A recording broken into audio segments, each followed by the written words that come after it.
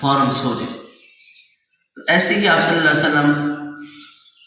نماز سے فراغت کے بعد اپنے مقام پر چلے جاتے اور وہاں جا کے سونے کی تیاری فرماتے،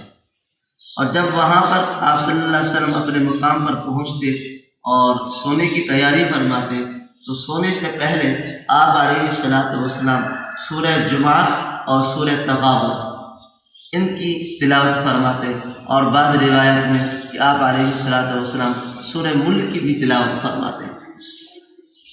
یہ تلاوت صورتوں کی فرمانے کے بعد آپ علیہ الصلوۃ والسلام جب سونے لگتے تو سونے کی دعا پڑھتے، اللہم بسمک اموت و احیا، کہ یا اللہ تیرے نام کے ساتھ میرا مرنا ہے اور تیرے نام کے ساتھ میرا جینا ہے، تیرے نام کے ساتھ مرنا اور تیرے نام کے ساتھ جینا۔ آپ صلی اللہ علیہ وسلم یہ دعا پڑھنے کے بعد آپ سیدھی کروٹ، یعنی جس طرح یہ میرا سیدھا حصہ ہے تو میں اگر یوں گھوم جاؤں یا یوں گھوم جاؤں کعبہ کی طرف منہ کر کے تو یہ میری سیدھی کروٹ ہوگی۔ آپ علیہ الصلوۃ والسلام جب لیٹتے تو آپ صلی اللہ علیہ وسلم کا رخ مبارک، منہ مبارک قبلہ کی طرف ہوتا، اور سیدھی کروٹ آپ صلی اللہ علیہ وسلم لیٹتے، اور لیٹتے وقت آپ علیہ الصلوۃ والسلام یہ اپنا ہاتھ مبارک جو ہے اپنے رخسار کے نیچے یہاں پہ رکھتے ہیں، یہاں پر اپنے رخسار کے نیچے آپ صلی اللہ علیہ وسلم یہ اپنا دست مبارک رکھتے اور لیٹتے، اور یہ والا ہاتھ آپ صلی اللہ علیہ وسلم کا یہاں پہ ہوتا تھا،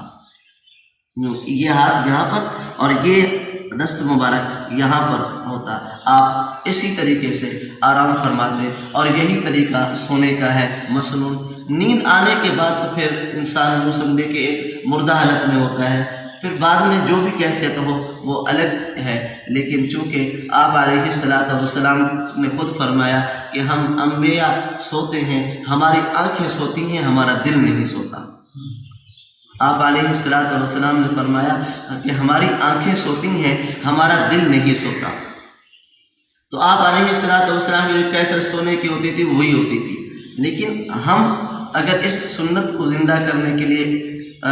وہ سوئیں، اور اسی طرح ہی سونا چاہیے، قبلہ کی طرف ہمارا منہ ہو اور ایسے ہی ہاتھ نیچے رخسار کے نیچے ہو، ایک ہاتھ ہمارا یہاں پر ہو۔ نیند آنے کے بعد پھر ہم جو ہے وہ مکلف نہیں ہے، پھر مجبور ہے کہ اس کے بعد جو بھی سونے کی کیفیت ہو وہ ایک الگ ہے۔ آپ صلی اللہ علیہ وسلم رات کو کبھی آدھی رات کے بعد، کبھی تہائی رات کے بعد آپ علیہ الصلوۃ والسلام اٹھتے، ہاں، اور جب آپ صلی اللہ علیہ وسلم سوتے تو اپنے ساتھ تسبیح اور یہ مسواک اور جا نماز، یہ چیزیں اپنے یہ اشیاء جا نماز اور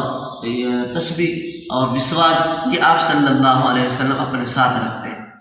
صبح آپ صلی اللہ علیہ وسلم کبھی آدھی رات کبھی تہائی رات کے بعد اٹھتے، وضو مسواک کرتے، اپنے دانتوں کو مسواک سے مانتے اور پانی سے وضو فرماتے۔ وضو فرمانے کے بعد کبھی 2 رکعت،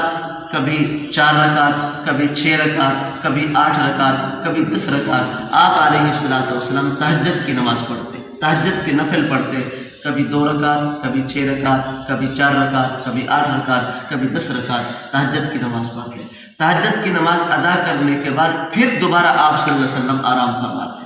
پھر سو جاتے، حتیٰ کہ فجر کی آذان ہو جاتی۔ فجر کی آذان ہونے کے بعد آپ علیہ الصلوۃ والسلام دوبارہ اٹھتے، وضو فرماتے، پھر سنت ادا فرماتے۔ سنت ادا فرمانے کے بعد جو بیچ میں وقت ہوتا تھا آپ علیہ الصلوۃ والسلام جیسے یوں یہ جو کون ہے زمین پہ رکھ کے یوں ایسے ہی مطلب ہے کہ لیٹے رہتے، سوتے نہیں، ایسے ہی یوں لیٹے رہتے اور اپنے ذکر اذکار میں مصروف رہتے، تسبیحات میں مصروف رہتے، حتیٰ کہ فجر کا وقت ہو جاتا، نماز کا وقت ہو جاتا، پھر آپ صلی اللہ علیہ وسلم مسجد میں تشریف لے جاتے اور نماز ادا فرماتے باجماعت۔ اس کے بعد فجر کی نماز ادا کرنے کے بعد جیسا کہ ہم نے شروع کیا قسط وار، وہ میں آپ لوگوں کے ہاتھ میں